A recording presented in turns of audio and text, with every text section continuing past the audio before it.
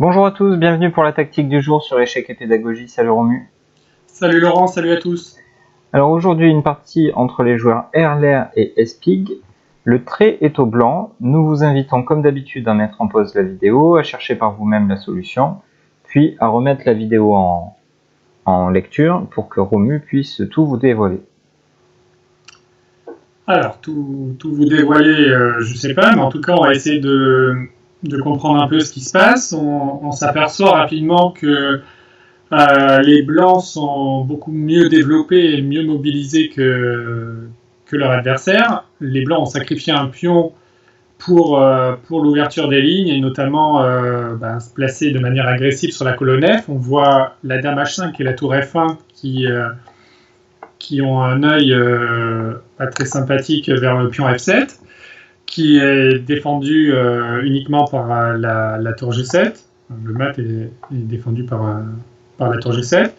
Le cavalier en H3 attaque le fou G5 avec la dame H5. Donc ce fou G5 étant défendu deux fois. Donc il a attaqué deux fois, il est défendu deux fois. Donc juste ce qu'il faut. Donc il est toujours important de noter justement ces pièces qui ne sont pas vraiment attaquées, mais qui tiennent, en tout cas leur défense ne tient qu'à un fil, parce que souvent ça peut être un motif de problème pour l'adversaire, notamment à cause de déviation.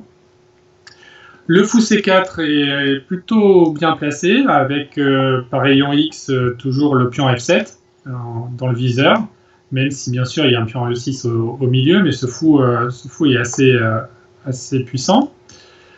Les noirs, quant à eux, ont leur roi qui est en E8 et malheureusement pour lui, il risque d'y passer un bon bout de temps. Le fou C8 n'est pas développé, du coup la tour A8 est coincée dans le coin. La dame D8 est sur sa case initiale, alors elle défend déjà le fou G5, on l'a dit, et elle peut éventuellement venir à la rescousse pour défendre le pion F7 en jouant dame E7. Et je n'ai pas parlé de la tour A1 qui pour le moment continue sa sieste dans le coin, mais qui peut être rapidement mobilisée, notamment soit sur la colonne D, voire sur la colonne F si jamais on souhaitait doubler notamment sur cette colonne ou si la tour F1 venait à bouger. Alors, comment réfléchir dans cette position pour trouver le bon coup ?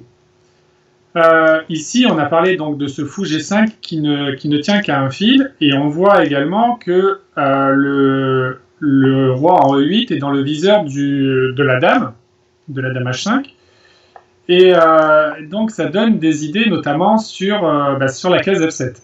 Pourquoi la case F7 ? On l'a dit, cette case est défendue uniquement par le roi, mais par la tour, et donc cette tour semble tout petit peu surchargée, puisqu'elle doit défendre non seulement ce pion, mais également le fou, comme on l'a dit. Donc le premier coup, sans grande surprise, par rapport à tout ce que je viens de dire, c'est le coup de tour prend F7, qui semble spectaculaire, mais qui en fait rentre dans la logique de tout ce qu'on vient d'expliquer.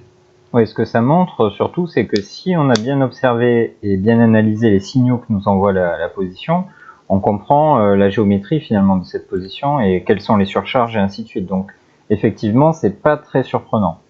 On comprend que sur tour prend F7, la tour ayant été déviée, on va pouvoir enchaîner cavalier prend G5, et là c'est vraiment une position très simple, puisque la tour F7 qui est clouée doit être attaquée comme dans les règles qu'on a appris quand on débute aux échecs. Une pièce clouée doit être attaquée, et on comprend que ça va être fini. Mais la difficulté, c'est peut-être quand même de s'interroger sur un coup intermédiaire assez intéressant pour les noirs, qui est fou E3. On comprend bien que puisque l'objectif des blancs était de prendre ce fou, s'il s'en va avec gain de temps, peut-être que ça va nous mettre des bâtons dans les roues. Oui, totalement, et c'est le coup qui a été joué dans la partie d'ailleurs. Donc fou E3 est bien sûr la meilleure défense. Et là, il y a un piège, ou en tout cas, il s'agit d'être précis avec les blancs. Si les blancs jouent naïvement roi H1, qui semble être le coup naturel, bien évidemment, qu'on a envie de jouer quasiment à tempo, les noirs maintenant peuvent capturer la tour prend F7, et en fait, on s'aperçoit que le fou en E3, non seulement il s'est échappé de l'attaque de la dame et du cavalier en H3, Mais en plus, tu l'as dit tout à l'heure, quand la tour vient sur F7, elle est clouée, on n'a qu'une envie, c'est l'attaquer. Et un des moyens de l'attaquer, c'était cavalier G5. Sauf que maintenant, le fou est en E3, et donc cavalier G5 n'est plus possible, puisque le fou surveille cette case. Donc là, on a bien des soucis pour renforcer l'attaque sur la tour F7.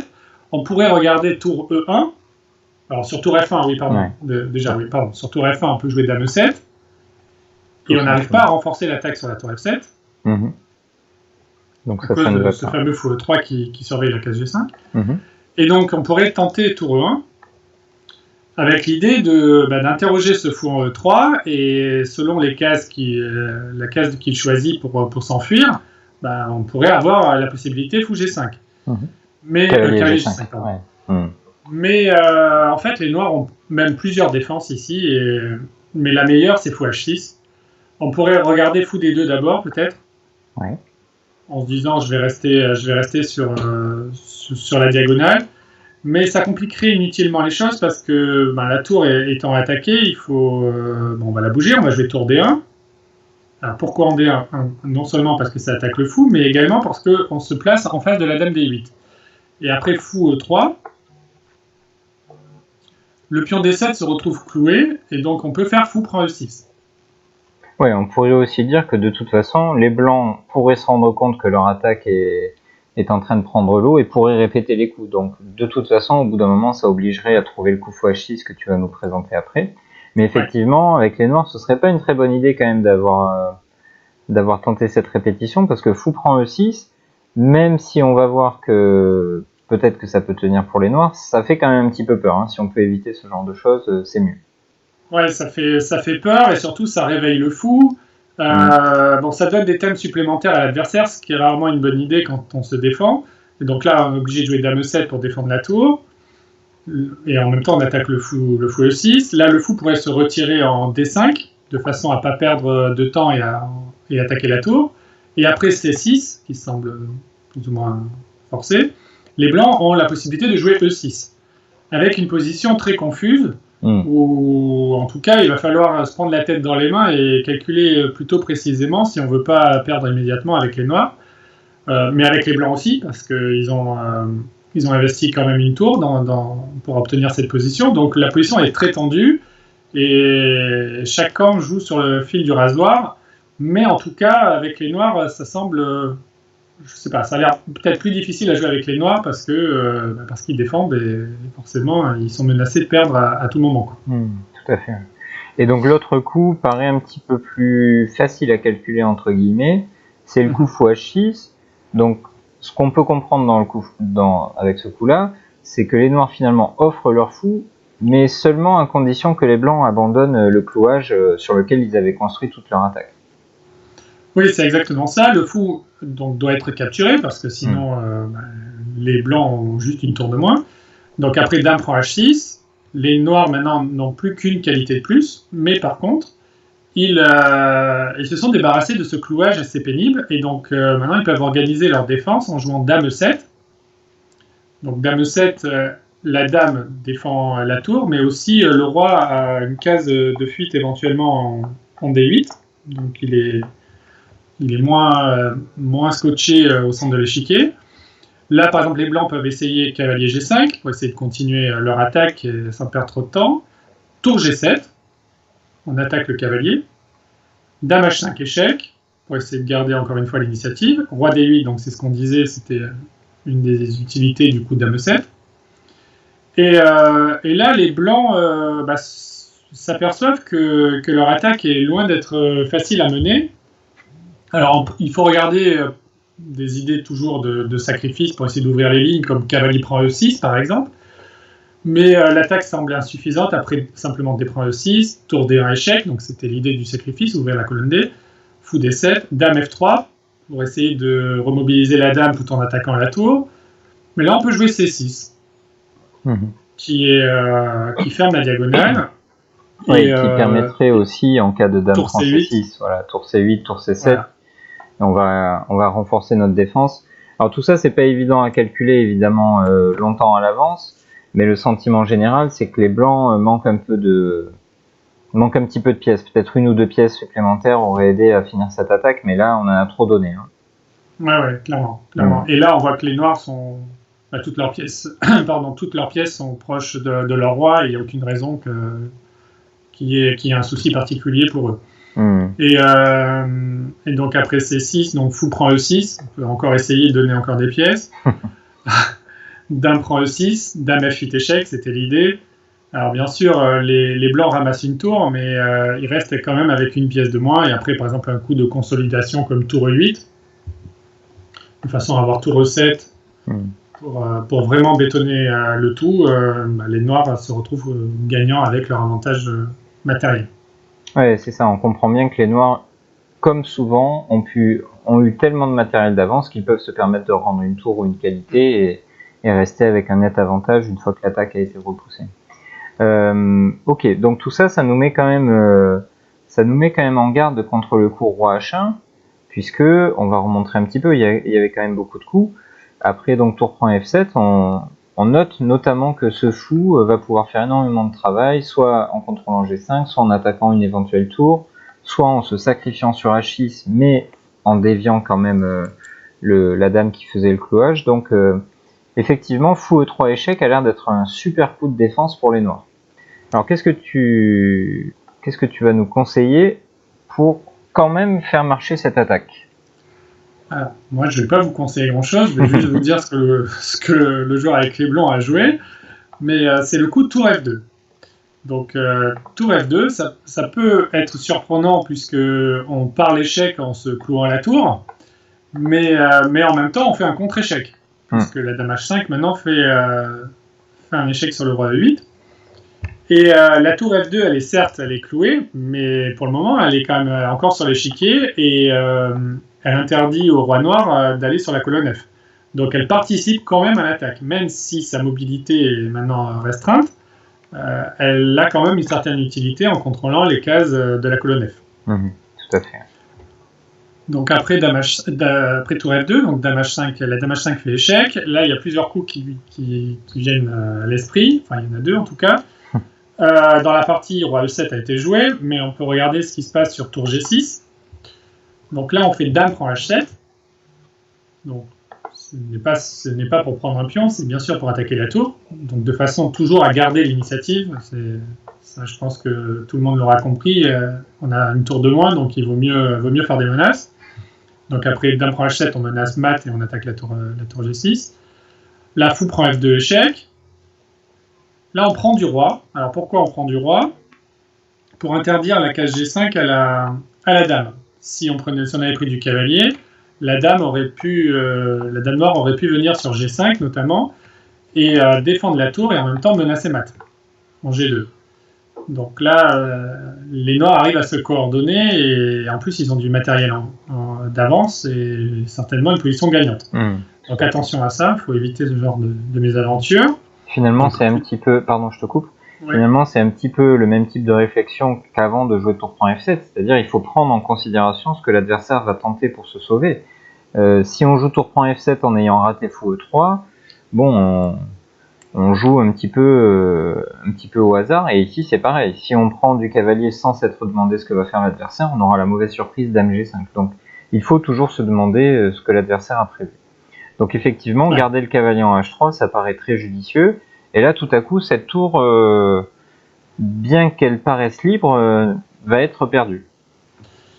Elle est libre, mais en fait, elle n'a que des cases minées à sa disposition, puisque si elle vient en G4, les blancs ont dame H5 échec qui va mettre fin à la partie très vite, même immédiatement, puisqu'on récupère la tour et on a une pièce de plus.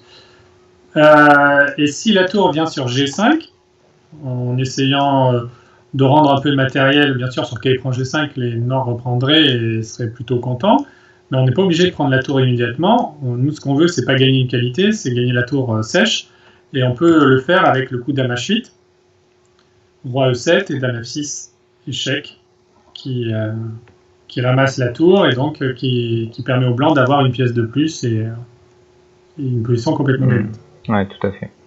Donc ça, c'était sur la défense après tour F2 échec à la découverte, tour G6. Ce qui a été choisi dans la partie, c'est l'autre coup disponible, c'est-à-dire roi E7. Bon, bien sûr, on n'évoque pas tour F7, dame prend F7 mat, c'est trop facile pour pour nos followers. Donc roi E7, c'est le coup de la partie. Et c'est encore un petit peu confus, c'est-à-dire qu'on comprend bien que les blancs sont à l'attaque, mais en même temps, ils subissent le cloage de la tour F2. Il était nécessaire d'avoir vu encore un petit peu plus loin. Ouais, et il est surtout nécessaire de poursuivre les menaces. Et là, donc, il faut trouver absolument un couple qui attaque quelque chose, et si possible plusieurs choses à la fois. Et c'est possible avec le coup dame F3, qui, 1, attaque le fou E3, 2, attaque la tour A8, et 3, menace dame F6 échec. Donc ça fait pas mal de menaces en un coup, donc c'est plutôt une bonne nouvelle. Là, les noirs sont obligés de faire fou prend F2, bon, en tout cas, au moins pour éliminer une des 3 attaques. Et là, on ne prendrait pas du roi parce que malheureusement, il y aurait tour F7 qui ferait mal, mais on prend du cavalier. Donc, tour F7 qui est un peu embêtant. Et donc on prend plutôt du cavalier, de façon à éviter cette mésaventure. On attaque toujours la tour A8, mais on attaque également la tour G7, puisqu'on menace dame F6 échec et suivi d'un prend un G7. Donc après cavalier prend F2, les noirs ont essayé fou A6. Donc l'idée de fou A6, c'est de défendre la tour A8 et en même temps d'attaquer le fou en C4. Donc là, bien sûr, on ne peut pas se venger sur la tour A8, donc on va faire dame F6 échec, roi E8, dame prend G7, fou prend C4, donc tout ça c'est assez forcé. Et là, malheureusement pour les noirs, déjà qu'on n'a rien sacrifié pour obtenir cette position d'attaque avec les blancs, malheureusement pour les noirs, il y a en plus l'arrivée du cavalier sur E4 qui va terminer le travail, puisque le cavalier va arriver sur F6 et c'est juste fini, quoi. Donc triste pour les noirs. Ouais, il y a eu encore un coup dans la partie dame E7 cavalier F6, mais on comprend bien que les noirs vont se faire soit mater, soit vont devoir donner leur dame et se font mater tout de suite après de toute façon. Merci Romu, cette tactique était quand même nécessitait pas mal de précision, nécessitait notamment de bien faire attention aux possibilités de l'adversaire. Il fallait avoir envisagé fou E3 échec. Au moment de reprendre à F2, il fallait se demander si on devait prendre avec le roi ou avec le cavalier, en fonction justement des ressources de l'adversaire. Et on ne le dira jamais assez, il faut être 2 pour jouer aux échecs, donc ne considérez pas que vos propres idées, aussi fortes soient-elles et aussi puissants soyez-vous en attaque notamment, mais vous êtes bien obligé de prendre en considération qu'il y a quelqu'un de l'autre côté de l'échiquier, et si vous ne le faites pas, c'est là que vous aurez de mauvaises surprises. Donc n'oubliez jamais qu'on est 2 pour jouer aux échecs, et on vous dit à très vite sur notre chaîne. Au revoir, à bientôt.